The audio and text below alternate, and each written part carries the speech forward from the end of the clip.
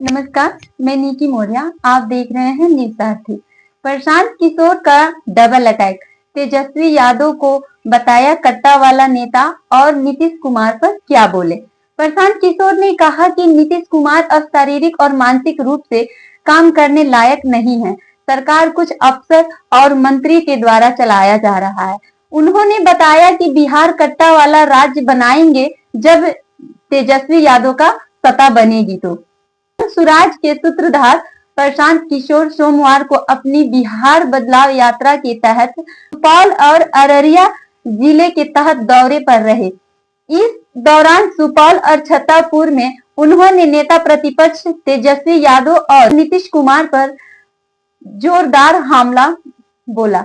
उन्होंने सीधे सीधे कहा कि अगर फिर से वही लोग सत्ता पर आएंगे तो हमारा बिहार अपहरण और लूटपाट कट्टा का अड्डा बन जाएगा। प्रशांत किशोर ने ये भी बताया कि जिन शब्दों का प्रयोग तेजस्वी करते हैं वो जनता को दिखाना चाहते हैं कि उनके अंदर कितने संस्कार है, कितनी संस्कृति भरी हुई है, उनका पृष्ठभूमि क्या है। इससे बेहतर भाषा की अपेक्षा हम उनसे नहीं कर सकते हैं।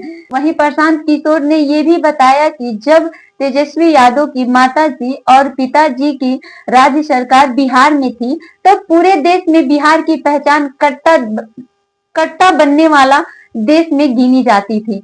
ये लोग यदि सत्ता पर फिर से आएंगे तो वही मेरा बिहार रहेगा, लूटपाट और अपहरण वाला बना रहेगा। अगर हम चाहते हैं कि हमारे देश में खुशहाली हो, हमारे देश में वो लूटपाट वाला जिंदगी ना आए, तो हम सोच समझ कर ही सत्ता पर वैसे व्यक्ति को बैठाएं जो ये सारे वादे पे उभरे।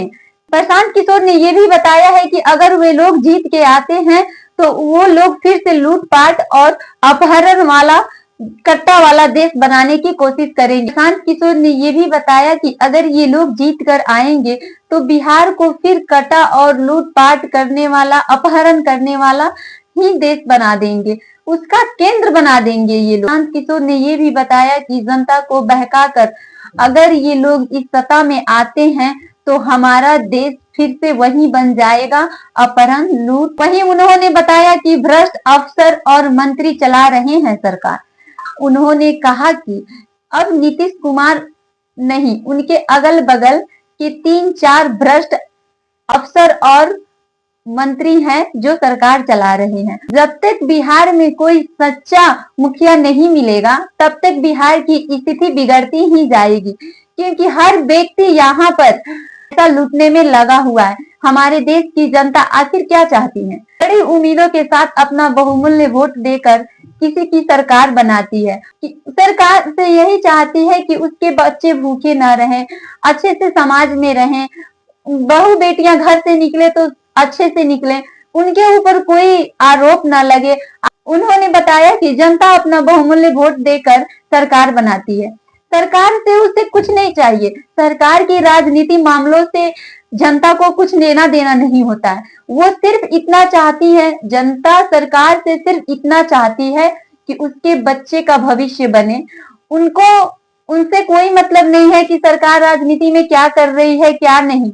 बस अपने बच्चों के भविष्य के लिए, बेरोजगारी के लिए, इतनी बढ़ती महंगाई के लिए, इसके लिए सरकार कुछ करे। जनता अपना बहुमूल्य वोट इसलिए हर बार सोचती है जनता कि जब कोई नया सत्ता आएगी उस पे शायद ये व्यक्ति जब आएंगे सत्ता में तो हमारी समस्या का समाधान करेंगे, ये व्यक्ति आएंगे तो हमारी समस्या का समाधान करेंगे।